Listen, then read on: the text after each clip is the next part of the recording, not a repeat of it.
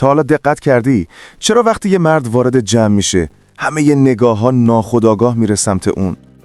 انگار هیچ کاری هم نکرده، ولی هم آقایون روش حساب باز میکنن، هم خانومان ناخودآگاه بهش توجه میکنن.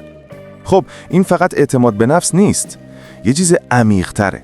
برمیگرده به صدها هزار سال تکامل مغز انسان. از دید روانشناسی تکاملی، مغز ما هنوز روی همون نرم افزار اجدادی کار میکنه. اون موقع زنده موندن قبیله وابسته به این بود که کی رهبری میکنه، کی میتونه از بقیه محافظت کنه و کی میتونه منابع جور کنه. طبیعت به زنها یاد داده دنبال مردی باشن که بتونه امنیت، منابع و رهبری بیاره. همون چیزی که ما امروز بهش میگیم مرد آلفا. حالا آلفا یعنی چی؟ نه لزوماً قوی ترین بدن یا بیشترین پول. آلفا کسیه که تو جمع حرفش شنیده میشه، مسئولیت میگیره، میتونه بحران رو مدیریت کنه. مثلا تو جمع رفیقا وقتی همه نمیدونن کجا برن یا چه کار کنن، اون کسی که میگه بچه‌ها بریم فلانجا، من همه چی رو هندل میکنم، ناخودآگاه میشه لیدر. یا حتی سر یه بازی آنلاین، اون کسی که میتونه تیمو هدایت کنه و بقیه حس امنیت کنن پشتش، اون داره رفتاری از خودش نشون میده که مغز ما بهش میگه آلفا. جالبیش اینجاست، زنها خودشون ممکنه ندونن چرا جذب اینجور مردا میشن. یعنی طرف میگه نمیدونم چرا وقتی اون حرف میزد یه جوری بود. برعکسش هم هست.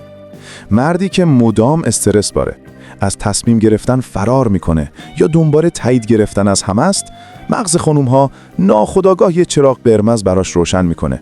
این نمیتونه قبیله رو نجات بده. پس جذب شدن به مرد آلفا فقط یه چیز سطحی نیست. ریشش اینه که طی هزاران سال زنها با انتخاب مردایی که اعتماد به نفس داشتن، تصمیم گیر بودن و میتونستن امنیت ایجاد کنن، نسل خودشون رو ادامه دادن.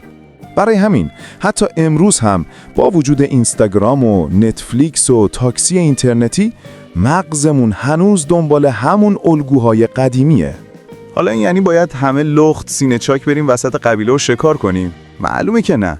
تو دنیای امروز آلفا بودن یعنی مسئولیت پذیری، اعتماد به نفس واقعی نه فیک، توانایی کنترل احساسات و اینکه بتونی تو بحران خونسردی تو حفظ کنی.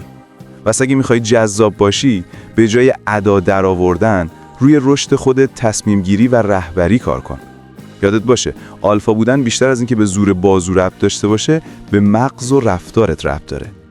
اگه این موضوع برات جالب بود، تو کامنت ها بگو تو جمع رفیقات چه رفتاری بیشتر آلفا به نظر میاد و حتما سابسکرایب کن، چون تو ویدیوهای بعدی بریم سراغ این که چطور میشه آلفا بود، نه فقط به نظر اومد.